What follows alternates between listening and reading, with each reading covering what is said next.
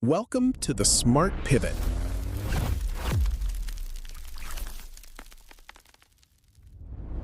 Have you checked the news today? If you have, you've probably seen another massive headline. We're seeing them literally every single day right now. Tech companies crossing valuation marks that sound completely fictional alongside these dire reports predicting millions of displaced jobs. It's totally natural that our very first human response to all this is just anxiety, right? Well, welcome to this explainer. I am absolutely thrilled to have you here today. In this session, we're going to mindfully unpack the architectural layout of this rapidly advancing AI revolution. Because instead of freezing in fear or just blindly running forward without a plan, we're going to hit pause. We're going to analyze the structure of this change and learn exactly how to make an intelligent, deliberate shift in how we think, how we work, and ultimately, how we adapt. All right, let's kick things off with part one, the perfect machine. Okay, let's dive into this by imagining a master watchmaker. Picture a craftsman who has spent 40 long years learning how to perfectly assemble these intricate, tiny brass gears by hand. It's his life's work. Then, one morning, he walks into his dimly lit workshop only to find a small, silent machine sitting right there on his workbench. And this machine, it can produce 1,000 identical, flawless watches in a single hour. He isn't angry because the machine is bad or making mistakes. He is utterly terrified because the machine is perfect.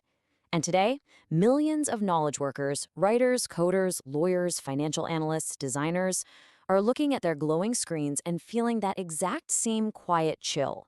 It's this sudden, jarring realization that the skills they spent a lifetime refining are suddenly being mirrored back to them by lines of code. It's faster, it's exponentially cheaper, and it works tirelessly.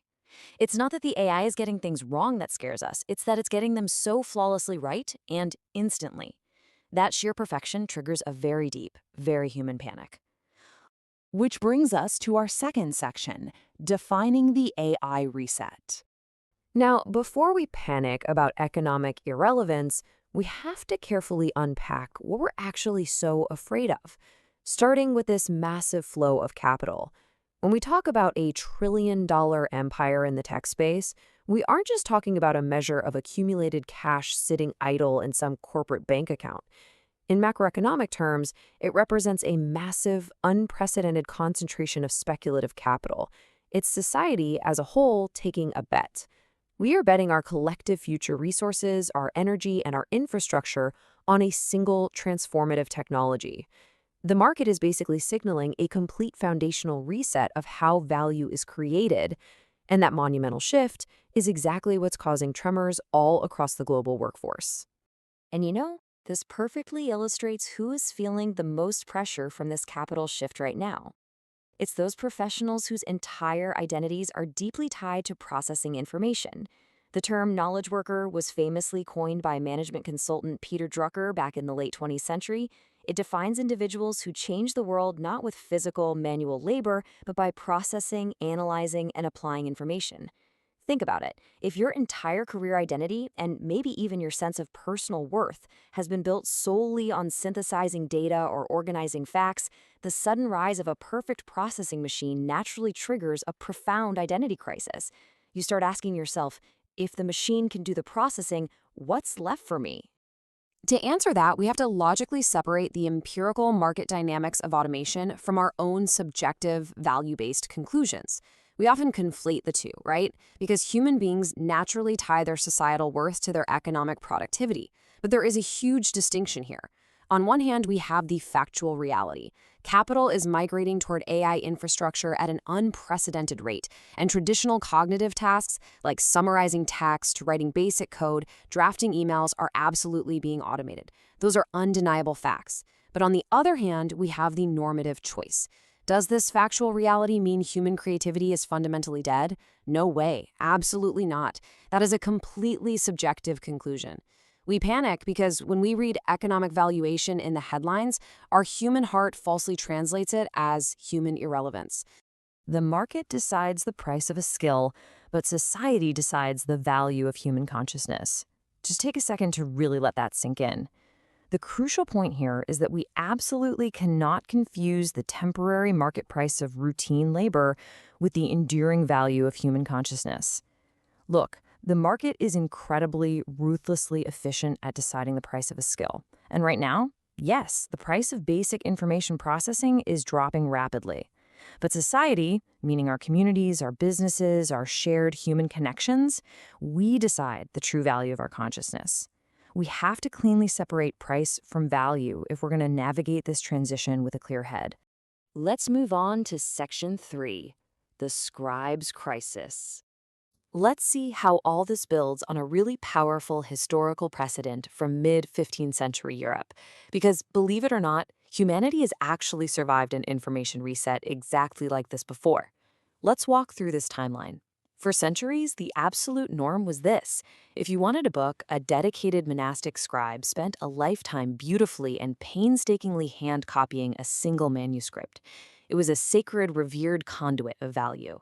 Then, boom, Johannes Gutenberg introduces the movable type printing press, automating in just a few days what used to take a scribe a literal lifetime. The scribes protested. They were absolutely convinced the soul of literature was dead. But what really happened next? Over the following decades, the demand for reading and literacy completely exploded across Europe because books were finally accessible. We didn't stop needing minds to compose words. We just stopped needing hands to copy them. And centuries later, the modern author, the journalist, and the scientist emerged as the true originators of value. This reveals the underlying structural law of all technological resets. The machine displaces the routine conduit of information, but vastly expands the reach of unique ideas and emotional resonance. The technology vaporizes the conduit. The copying, the routine coding, the basic drafting, it's gone. But simultaneously, it multiplies the originator. Think about the invention of the digital calculator. It didn't eliminate mathematicians, did it? No, it allowed them to calculate complex physics and put a man on the moon. If you have a unique idea or strategic judgment today, your ability to scale that idea just became limitless. You are no longer bottlenecked by the sheer physical time it takes to type or code. And that brings us perfectly to Section 4, processing versus judgment. We can analyze this modern shift through two completely different lenses to figure out what truly survives this reset. Under the first lens, the economic perspective, the marginal cost of producing raw information is dropping to near zero. So simply knowing facts or generating standard code completely loses its premium price tag. Economically, the big premium drastically shifts away from generation and moves directly toward curation, verification, and judgment. It's about knowing exactly what question to ask the machine. But under the second lens, the philosophical perspective, we see something even more profound. Leaning into ideas from thinkers like Viktor Frankl, this automation is actually a form of liberation. It strips away all those algorithmic, robotic parts of our jobs, the basic templates and endless spreadsheets, and forces us back to our uniquely human capacity for moral judgment and emotional connection. We are basically being pushed to pivot from being mere information processors into wisdom seekers. Let's zoom out a bit for Section 5, the Augmented Human. As we look at the broader societal impacts of this pivot, there are competing, highly polarized viewpoints that we need to examine impartially. Because this transition, it's not just about personal career pivots. It's about the very structure of our future global society. On one side, the techno-optimist view sees an approaching era of unprecedented abundance. This perspective suggests that AI democratizes high-level capabilities, meaning a single individual with a brilliant idea can build a massive global enterprise using intuitive AI interfaces. It levels the playing field for everyone. But we have to equally weigh the technocratic skeptic view, which points out a very real, very present danger. This view warns that a massive concentration of wealth could lead to unprecedented structural inequality. If job displacement happens in a matter of months, but retraining humans takes years, we risk creating severe social instability and leaving behind a class of workers who simply cannot adapt fast enough. Both of these viewpoints hold undeniable structural truths about the trajectory we're on right now. So what's the balanced reality? It's that technology is neither an absolute savior nor a complete villain. It's an amplifier. If you try to compete with AI on its own terms, meaning you're competing on speed, volume, and routine memory, you will undoubtedly lose.